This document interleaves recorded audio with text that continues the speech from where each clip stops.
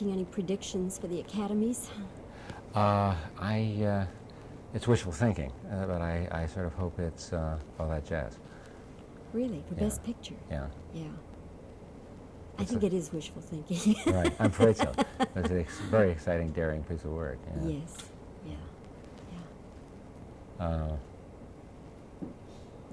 You, of course, saw it. You saw all that jazz. Oh, yes. Oh, right. Oh, yes. You probably reviewed it. Yes, right. Yeah, right.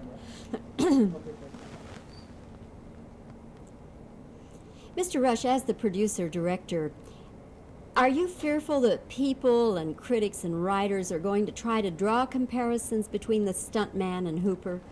I think it's inevitable before they see the film, because there's something in the title that, suggests that phenomena of being able to kick back and watch him slug it out.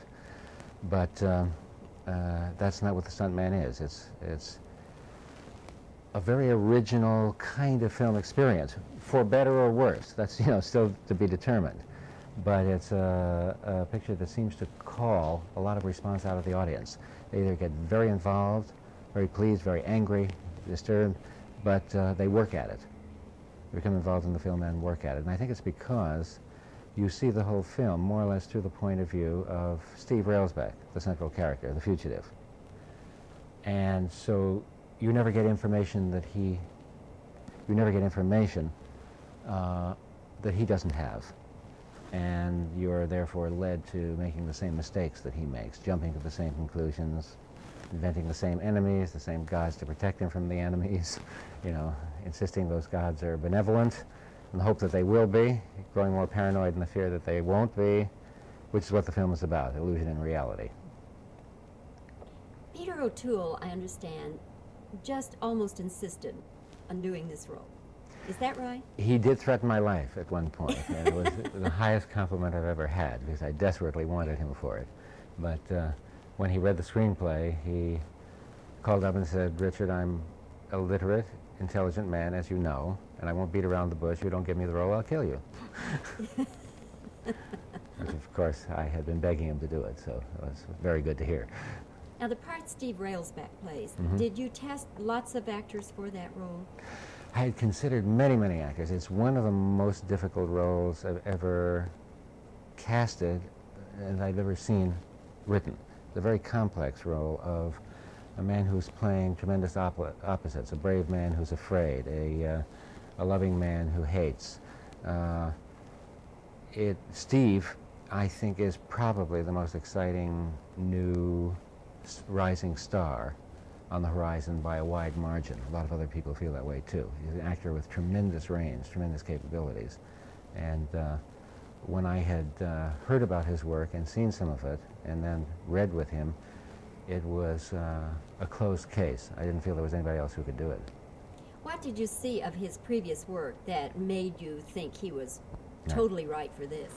I saw on the Moviola, before it was out, the soliloquy in the courtroom of Helter Skelter, when he plays Manson, which was, I don't know if you recall it, but it was a very long piece of material and a very ferocious piece of material, every word of which sounded spontaneous. It was almost impossible to believe that that man was doing a rehearsed speech. It was spewing forth with enormous conviction. And then the work that always really convinces me the most is the work that I do with an actor sitting across the table, where we start playing with the character lightly and getting into it more in depth, and you start to feel where he can go with that character, and that was the clincher. You had to, of course, take into consideration the relationship between O'Toole and Railsback. Now, Right. What did O'Toole have that you felt was going to make a wonderful chemistry?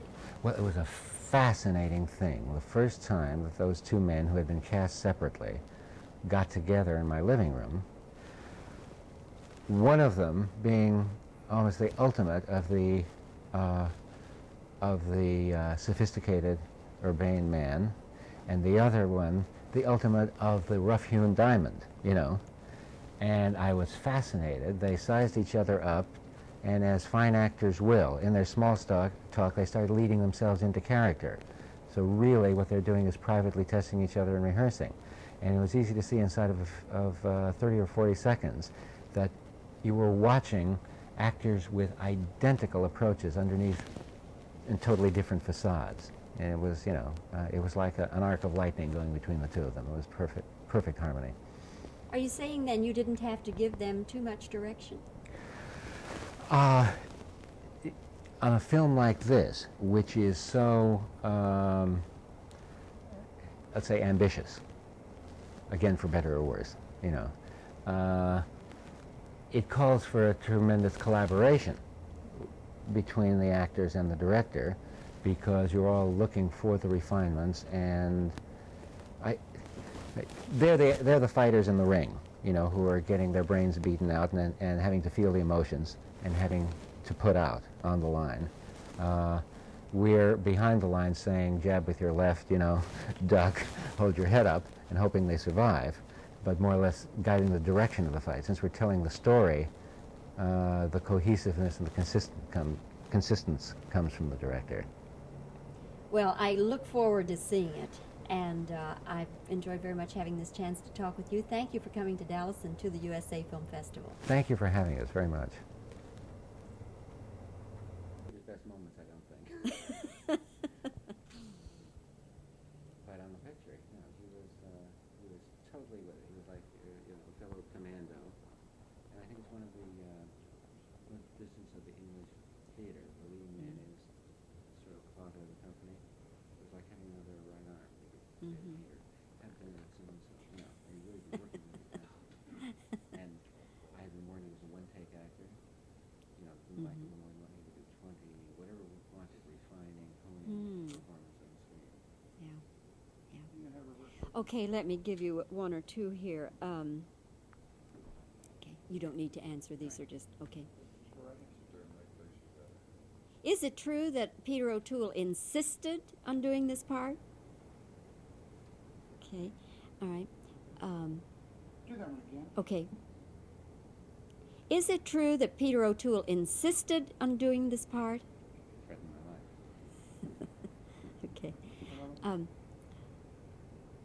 What of Steve Railsback's work had you looked at that made you realize he would be right for this? And one more. Okay. What about this chemistry then between Peter O'Toole and Steve Railsback? Okay, that's got it.